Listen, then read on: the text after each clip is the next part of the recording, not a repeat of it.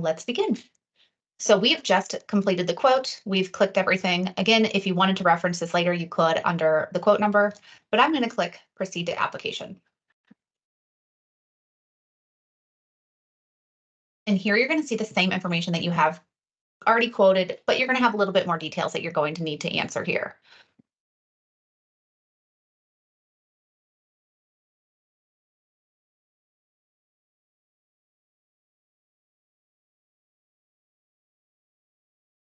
All right, so now it's going to ask you to put in the full address so that it can be verified.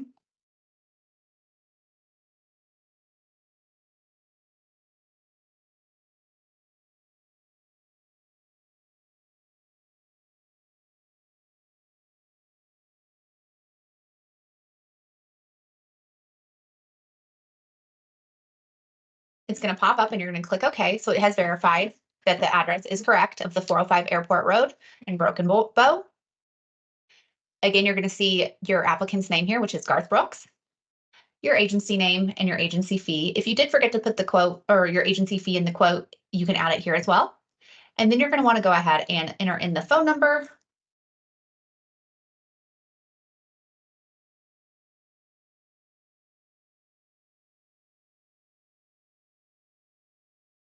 Then you can click send code.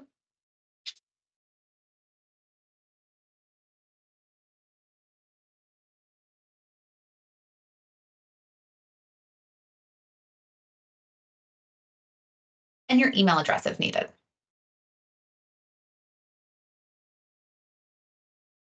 And then it's going to ask you if you would like to do things such as go paperless, what the email address will be, or if you want it for your cell phone. Do you agree to text messages? And would you like to be sent billing reminders? If you have an email address, go ahead and enter it here. I'm just going to be using my work email.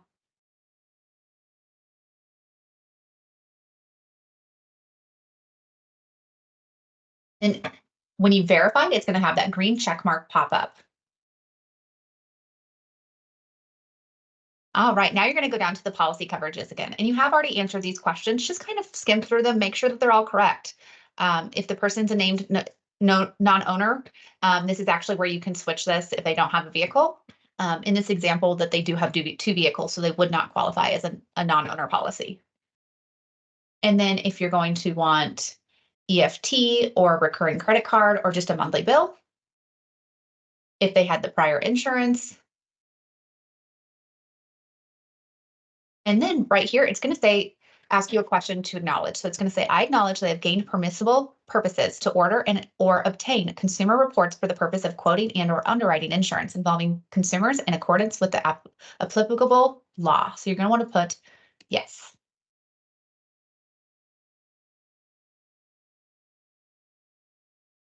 All right, and now it's going to go to the driver screen. And again, you can always tell what screen you are at the top. So I can't go forward to any of these things, but I could go back once I went forward with them. So now we're on the driver's tab, and it's going to show you again here the included drivers and if there's excluded. If you can't see them, you can always click the plus or minus and it'll show you.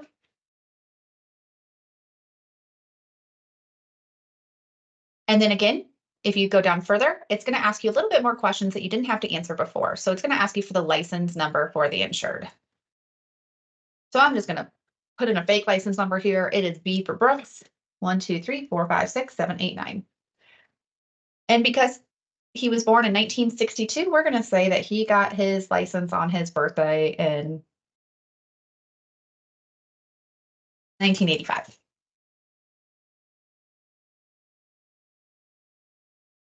And then it's going to ask for his occupation. It's going to say that he's a painter.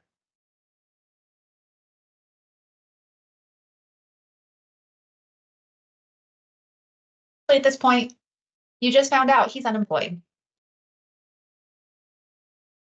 And when he says he's unemployed, he actually meant he's retired.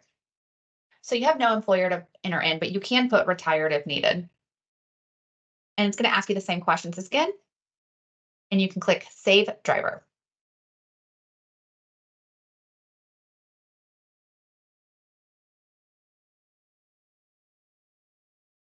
Now you're going to want to click on edit for your next driver, and it's going to ask you Trisha's information. Same thing, you've already entered it in again, but you need to give her license number. So we're going to give her Y and the first license date. We're going to say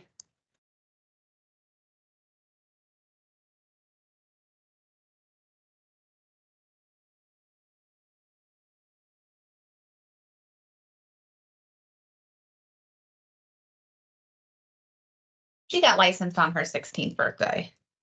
She's been licensed since 1980.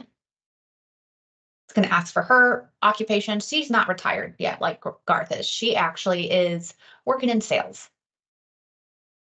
And you can go ahead and enter in where her employer is. And then double check again, just to make sure everything is correct. If for some reason that the driver's not insured in Oklahoma, you can select that as well, but it will always default to Oklahoma for the state driver's license. And it does also give you the options of a foreign driver's license, state ID, international. You're going to click Save Driver. And then you're going to click over to the vehicle screen.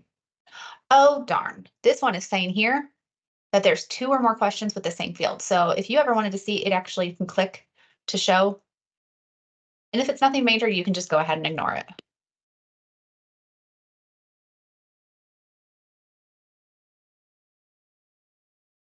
All right, so on this screen, it's going to show your vehicles.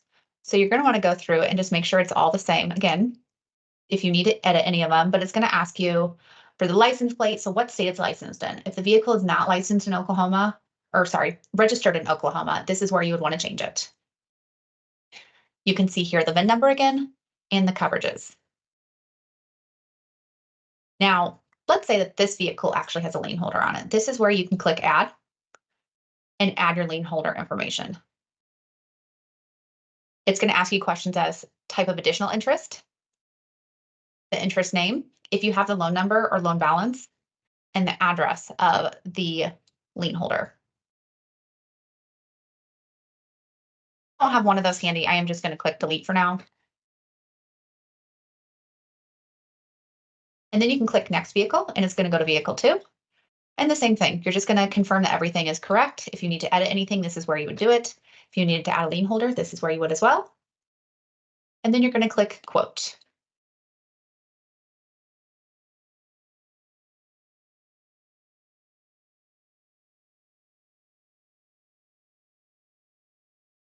Once you're on the quote screen, it's going to show you again the exact amount for the quote. The total premium, taxes, and fees is $3,153 with a required deposit amount of $666. If you want to change the payment plan, you can do so here as well. And you can go through and see all the payment plan options, rating results, vehicle information and coverages, and the agent producer information, and then click reports. In this report, it would show you any of the undisclosed household members or vehicles that might not have popped up with a report that's running in the background. But in this example, there has been nothing that's popped up, so we're going to go forward with the questionnaire. In the questionnaire, you are going to want to answer all of these questions as they are required. Have all residents or drivers over the age of 14 been listed on the application? Yes or no? Have any drivers been unlicensed except due to youth age 18 and under, or have their license suspended, revoked, and or expired in the most recent 18 months? If yes, you will end up with a surcharge. Are all cars free of damage? Are all cars free of alterations? Has any resident ever had a seizure or any type of seizure disorder? Any resident ever had mental disorders or currently taking tranquilizers or sedatives? Has any company canceled or refused to renew auto insurance for any resident of your household other than for non-payment? If you were to click yes on something like this, it would just ask you to explain there, which would trigger that to go to underwriting. Are any cars in your household being used commercially? Is the vehicle used for transportation between job sites and or for sales? If you do click yes, it will have a surcharge of 3 points. Has any driver been convicted of a DUI in the last 36 months? Are all driving records verifiable through an MVR?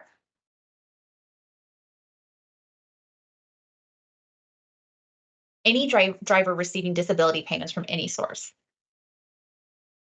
Once you've answered all of those and filled out any information that's needed, if you click yes to something, you can move forward and click pictures. And again, at any point, I can now go back to any of these tabs, but I cannot go forward. So for the pictures, you can actually click here and drop any pictures that you have of the vehicle, or you can go ahead and say that the agent inspected it. So we are going to say that the agent inspected the vehicle in this scenario, and he inspected it today.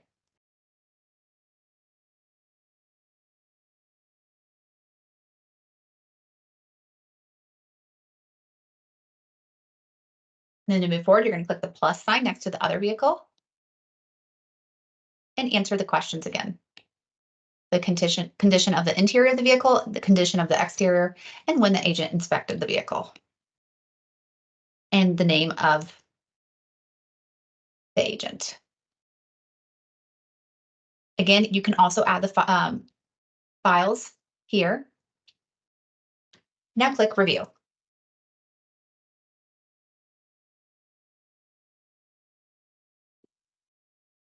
This is where it's going to come in and ask you all the different billing information.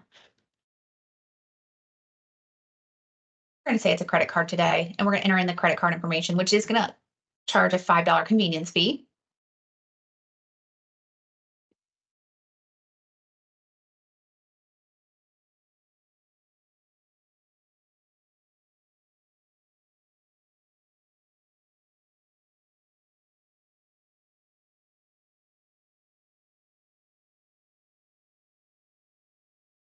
Now enter in your billing information. It's going to ask you the card number, expiration date, the name on the card, the zip code, and then it is going to show you the policy number.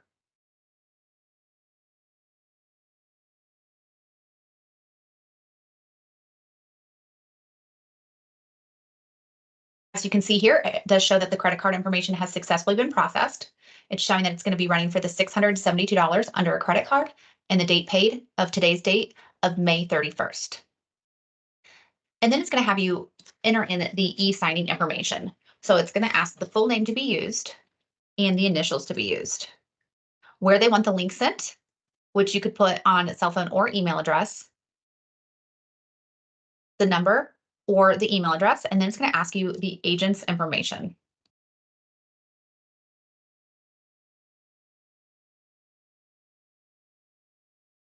And then again, on this right side screen here, it's going to show you the breakdown of the policy amount as well.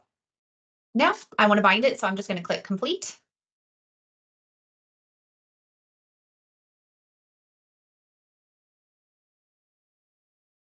And then it's going to move you to the policy screen for it. So this policy has now been bound. It's going to show you the account number.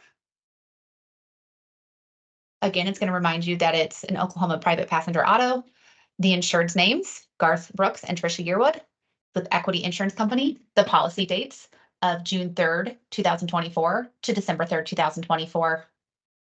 The policy number, I believe I misspoke earlier. I said it was policy number here. It's the account ID. The policy number here is going to be in the right-hand corner, which you can click on as well. And then it's going to show you any deck pages, display applications that you have. You can view the policy, view the payment receipt, upload any images, and upload any documents that are needed. If they need to have another signature here, this is where you can click regenerate and send, or you can view the current ID cards. And that completes the application portion, since the policy has already been bound. We hope you follow up and watch the other videos that are going to show you all of the policy details. And again, for additional resources, please refer to the comprehensive training manual that we've created that shows a picture step-by-step. Thank you so much.